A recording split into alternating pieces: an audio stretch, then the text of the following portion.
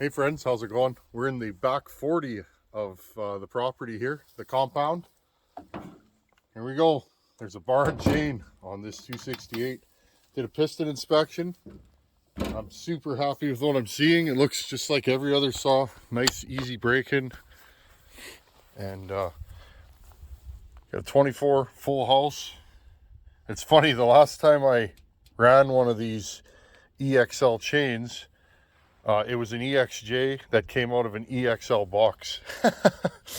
Oh well, somebody made a mistake. I don't know at the factory or the place I bought them. No biggie. This is actually an EXL.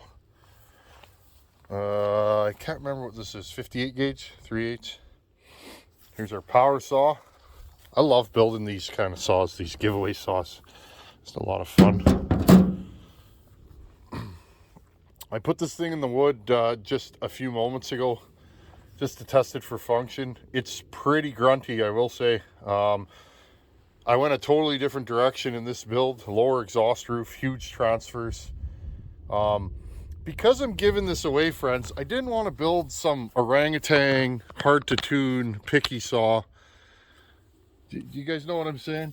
I wanted to just build a stronger tin manized version of a 268. This saw, I mean, friends, it's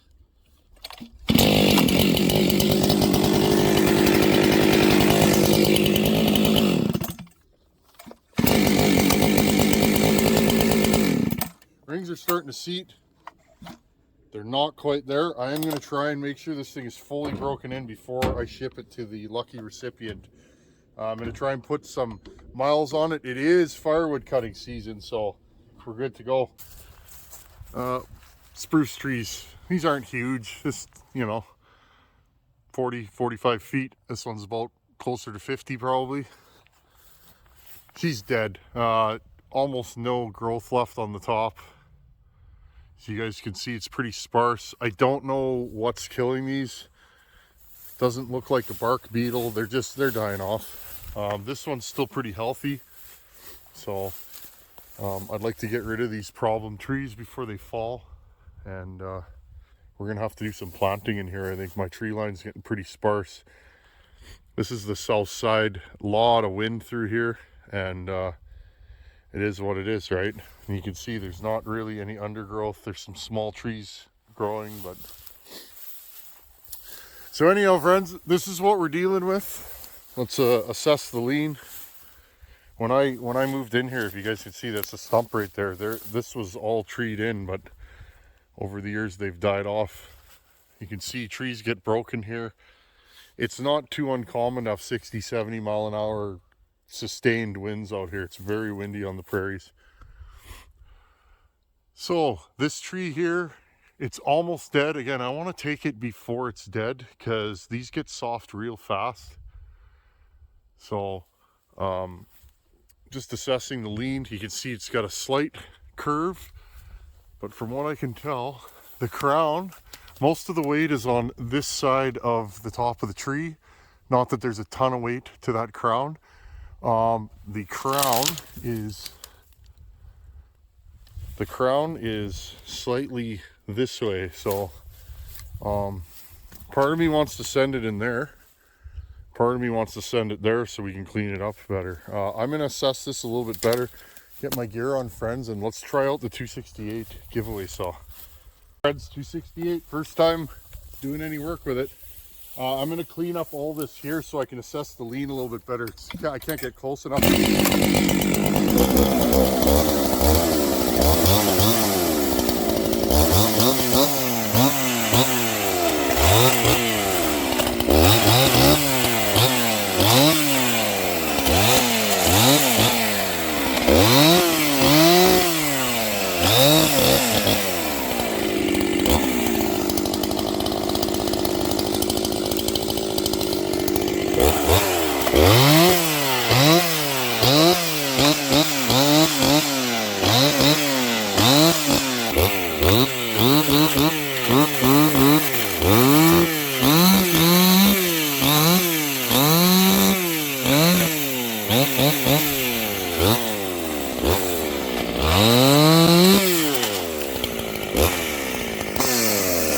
Ah.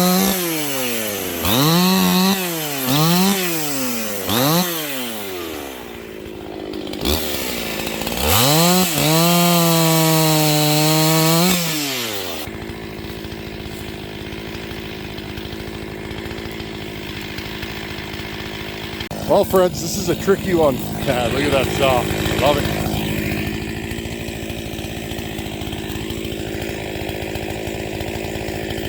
It's slightly leaning that way, okay? The crown is pretty much directly over the stump, contrary to what the bottom of the trunk is saying. So let's see what we can do with this.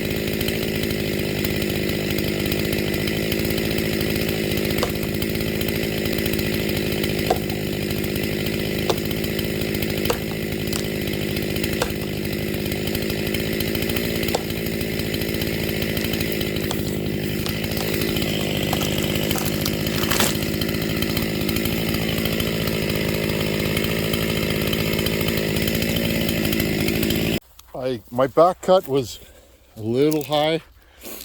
I left quite a bit of holding wood. I was scared this thing was gonna break off. And look, so the only holding wood we had was right here. I'm glad I left, you know, I left about that much.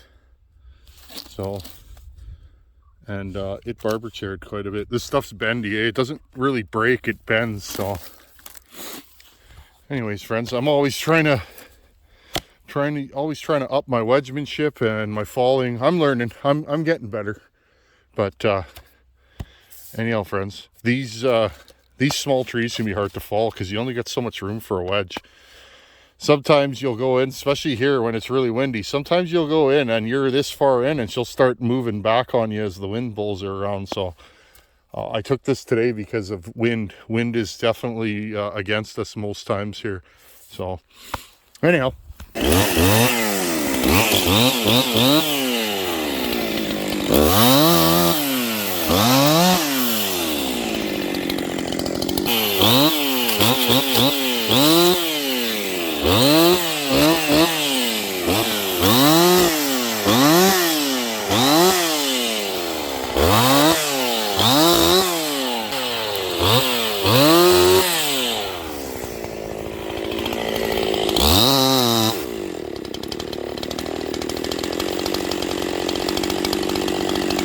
It's a good looking saw, isn't it, friends?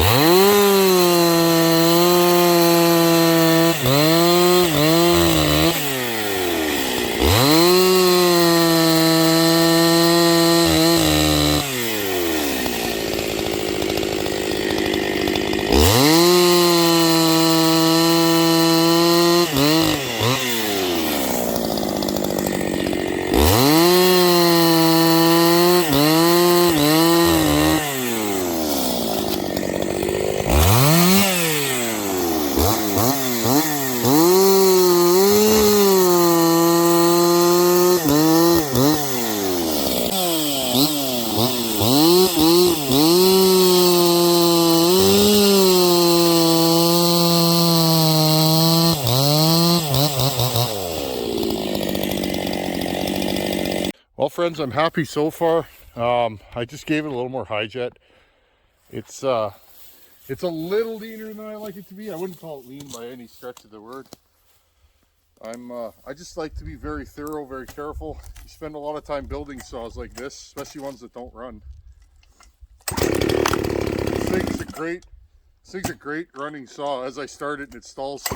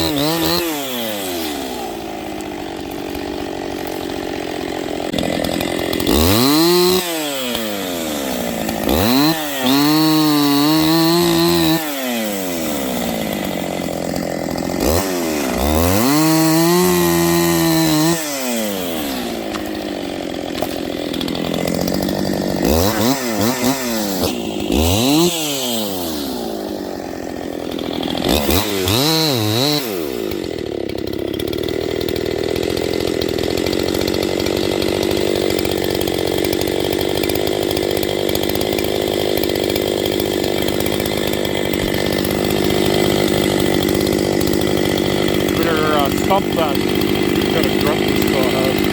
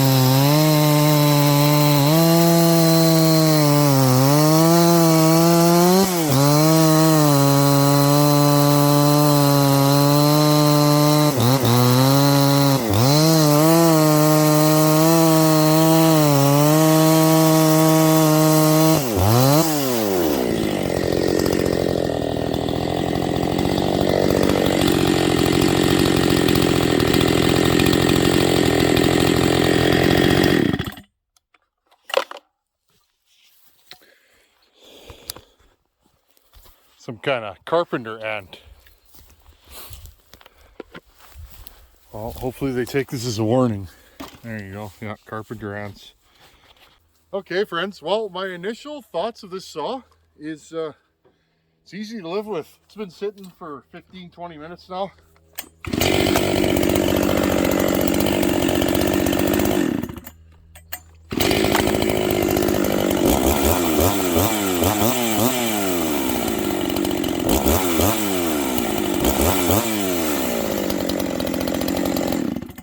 I mean, it's just a good saw. It's not picky on the tuning. Only thing I did there is I gave it a little more high jet. So I turned the high jet out clockwise, 1/8 of a turn, just to give it a little more fuel on the top, because we were cutting softwood and, you know, smaller diameter wood. I didn't want this thing racing. And then I leaned the low jet out just a smidge after I did that, because you get a little fuel from you get a little fuel transfer from the two jets, right? So as far as I understand it. When you adjust the high, you'll also change the low sometimes, and vice versa. So I'm really happy with this saw. It's just an easy saw to live with. That's what I was trying to build here. A lot of the saws I build on this channel are what we call orangutan. Those saws are a lot of fun, and they're really fast and really nasty. But I mean, sometimes with all that horsepower, you increase tunability issues. They're more picky on the carburetor.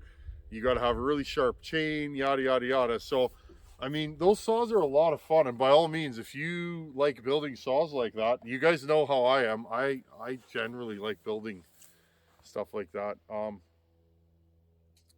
You know, they're a lot of fun. This, don't get me wrong, friends, this is still a strong power saw. My 268 I had was stock. It was like brand new. It did not pull like this thing. So I'm really happy with it. The muffler's not too bad. I might do a little more of a muffler mod on it. I'm still on the fence about that. Because again, if you live, I live super rural, so it's like nobody even heard me run that saw. But I mean, if you have neighbors and stuff, some of these pipes we build, they might be a little itchy on the old ear, if you know what I'm saying. Other than that, friends, I'm happy with this thing.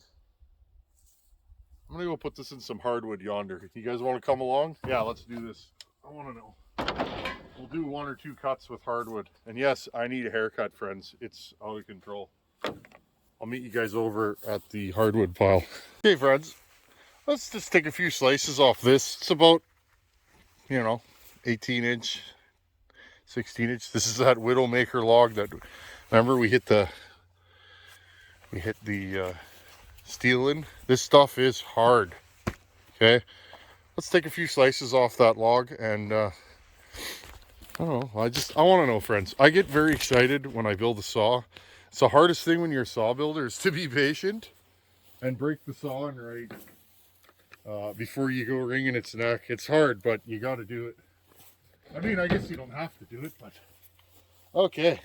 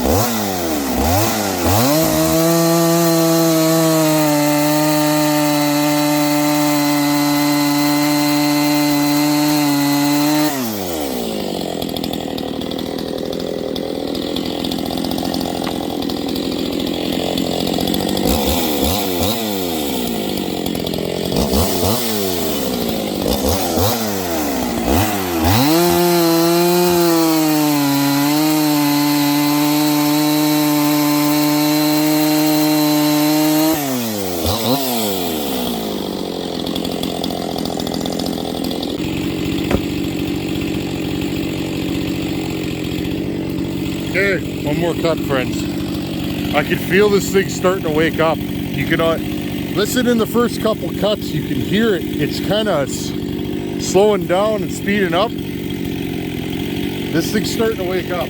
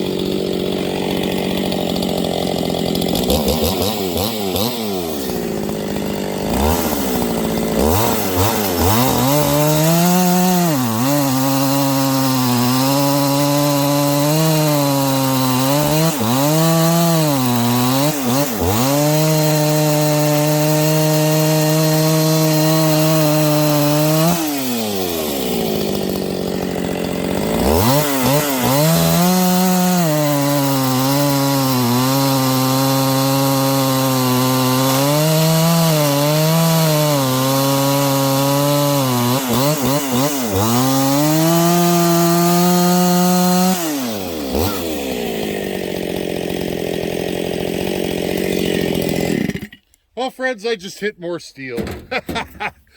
Oh, I don't know where. That steel's nothing but trouble. Okay, we're not cutting on this one. I don't know what I hit. I could... Interesting. This stuff's hard, friends.